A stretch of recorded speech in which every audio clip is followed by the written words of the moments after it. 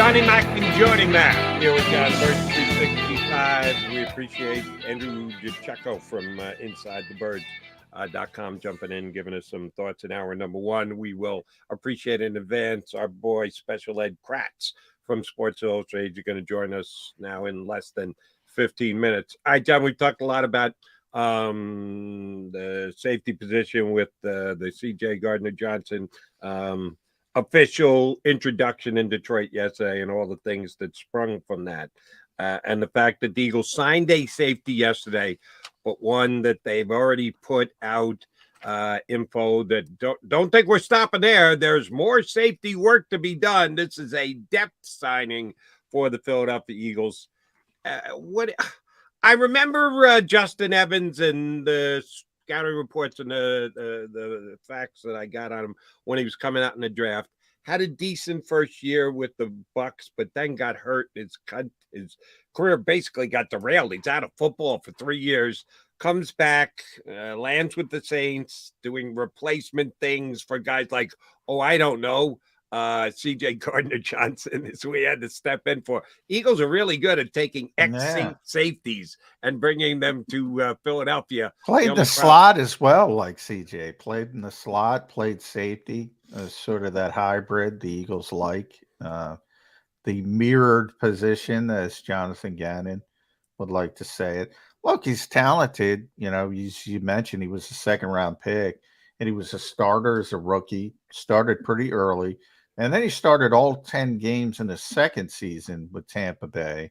And then he hurt his toe, pretty significant turf toe injury, which derailed his season.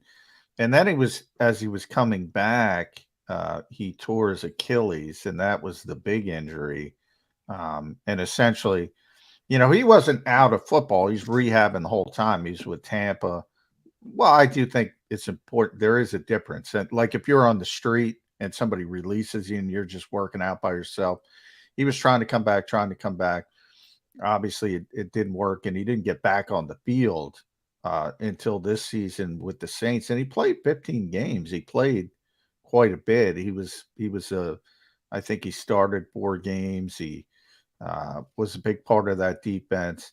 But yeah, I mean, I compare it to the Andrew Adams signing a couple of years ago when they brought in Andrew Adams, who's, a veteran player, was with Tampa Bay, came here, got cut very late, went back to Tampa Bay. He might be a part of the team. He might not. We talked about how many times we talked about Jaquiski Tartt last year. They're not counting on this guy to be a starter. He's going to get the camp. He's going to compete. Maybe he makes the team. Maybe he doesn't. But they need bodies at safety, but this is not going to be it. And they want to make that very, very clear. And if that's the case, then they need to stay active in the free agent market and or in the draft. There's only one safety in checking out a bunch of the guys we like in their evaluations and their mock drafts and the like. The Branch kid from Alabama seems to be the only player who is looked at as a guy who can go in the top half of the first round. Even if the Eagles picking a 10 or to trade down a little, they still might be able to get Branch. But again, a lot of times we like to intimate what the Eagles will do in a draft by what they've done in the draft previously. That Bijan Robinson will not be picked at number 10 because the Eagles would never take a running back at number 10. And the Eagles haven't taken a linebacker in the first round since Jerry Robinson in 1979. But then something happens and you can get a potential change. The Eagles have not drafted a safety in the first round forever either. Could that change this year, Johnny Mac? I don't think so. I mean, one thing Howie has learned over his time is to not draft for need. Is it going to align up to where the safety is the best player on the board? Certainly not at 10. I guess there's an outside chance at 30. I think it's more likely they trade down. I don't think so. I don't think so. I think you're more likely to find a safety a little bit later. Um, and it's a difficult position to play in this defense. That's my biggest concern, and that's why Reed Blankenship is a hell of a story because again he played well. It's not a large sample size, but it's a small sample size. And I remember last year I loved that kid from Georgia. God, I can't remember his name, but he got hurt. Um, Chine, was that the way?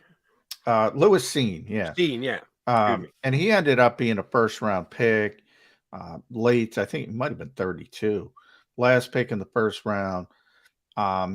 He got hurt, as I said. But before he got hurt, he was not playing well. He was buried on the depth chart of a bad defense. He was in Minnesota. We talked about how bad they were, but the same scheme, the same philosophy, and he was buried behind four safeties that, other than Harrison Smith, couldn't play. And the reason was because they put so much on those guys' plates early in his career. He might end up being a great player now that Brian Flores is there, because Brian's going to simplify things and take advantage of what he does well more than this goofy philosophy that I'm not a fan of. By the way, I hope everyone listens. I'm not a fan of it. That's the 476th time you said it, John. Yeah. I think 480. Well, they haven't heard it yet. 480 is the charm. When you get to the 480th time, you've said not really a fan of the Banjo system. Yeah. Maybe it will sink in. Yeah, maybe it will at some point. So, I think he's got a chance to bounce back under Brian Flores, but boy, I don't like a young safety. And I know I'm contradicting myself because Reed did it, an undrafted kid. Lewis Seen couldn't do it, the first round pick. I just mean, it's got to do more with the cerebral part than the athletic parts. So just putting a really athletic first round pick in there is not going to necessarily do that much. And I think it's more important, if you're going to play this stupid philosophy, and they're going to play it, it's more important to get a savvy guy who understands zone coverage and isn't going to make mental mistakes and things like that, rather than what your typical nature would be. Go get the athlete, go get the guy who can run from. Doesn't matter if he's going to be in the wrong spot all the time. And Lewis Seen kind of put that out last year in the same sort of defensive scheme. Every once in a while, you get the best of both worlds, which the guy is a phenomenal athlete and a really smart player, can grasp system and do things. Last year, you and I both loved Kyle Hamilton for that very reason. That not only was he a superior athlete, but he was a guy who could was so smart and comprehensive in football IQ tied in. You could plug them into any system, and I believe he would have been a success if he was here in the Fangio system. He had a phenomenal year for the Ravens, and they could have gone down that road rather than Davis. But I'm not killing the Davis pick. I'm just saying, if they got Hamilton, they might actually, everything else, domino effect, may have changed the way the Eagles did business. But if you're just looking at the individual player, I think Hamilton could have come in here and been real good. And they could. Well, you know how much I loved Hamilton last year, and again, but we'll go to 478 now. One of the reasons I don't like this philosophy is they don't want a player like Kyle Hamilton. They don't want a player. They want a post safety. They want somebody to play center field. They don't want somebody to move around like Malcolm Jenkins and Kyle Hamilton can do early in his career and be that chess piece. See, I want the chess piece. In the best case, and I'll go back to Harrison Smith again, who maybe is the best chess piece of the generation defensively, can do everything. Now he's 34, not anymore. But in his prime of his career, nope, they just put him back in center field, like dummies. The Big Banjo philosophy. I don't like it. That's what the Eagles would have done with Kyle Hamilton, and it wouldn't have worked, Jody. It wouldn't have worked. Yeah, here's where you and I separate on this. I think you put Kyle Hamilton in the Eagles system, he's great. He might not be the perfect guy to fit what you're looking for in a Fangio, but I think he'd be damn close. And oh, by the way, he could give you all that other stuff which you might not think of as a key element of being able to play the position. I thought the player was that good that you could plug him into any system and he could be outstanding. Well, And you're he's probably a right. better fit for There are certain guys. System, but it doesn't mean just because he's good and he's smart and he's not the best coverage guy. He's a damn good coverage guy. And if that's what the Eagles are emphasizing in this role, in this defense, okay, fine. I think he's going to be outstanding in it. Might not be as good as CJ Gardner-Johnson, but then you get the benefit of everything else that he does. I think that's a foolish way to build a roster if you're going to so hammer a positional need home for the way to be able to that's play. That's dumb. You're right about certain players are going to overcome any scheme or any philosophy, and maybe he's that type of player. But I don't think you would have seen the apex of them in this philosophy. Is how I would describe it, and it's one of the reasons I don't like it. It's because it is too stringent. It is too, we talked about it offensively all the time. The Eagles took advantage of what they had in Jalen Hurts and changed their whole philosophy to fit the skill set of Jalen Hurts, which I think is the definition of good coaching. Defensively, nope, they run this damn scheme. Vic runs this damn scheme. Sean's going to run this damn scheme. And, I know people in this league that swear by it, and they know more about football than I do. But, man, I see it ruin so many good young players who are athletic and can do a lot of different things. But, 479. I don't like it, Jody. I don't like it. Different ways to look at things between offense and defense. If you want to tailor your system to your quarterback strengths, you're being smart. That's exactly what you should do.